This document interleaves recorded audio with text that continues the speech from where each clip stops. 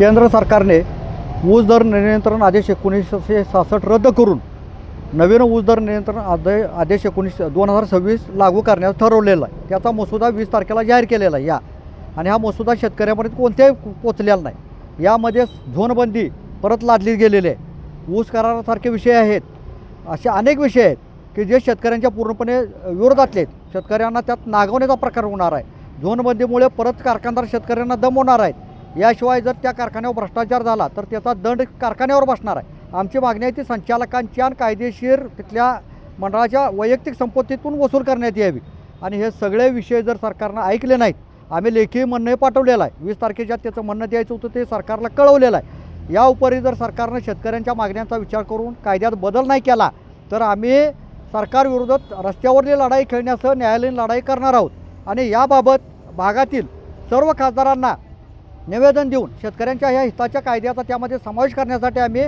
त्यांनाही सांगणार आहोत। त्यांनी जर काय याच्यावर केलं नाही तर त्यांनासुद्धा गावबंदीसारखे आंदोलन करून त्यांना आम्ही भागात फिरवून देणार नाही, हा असा सरकारला आणि सर्व खासदारांना आमचा इशारा आहे।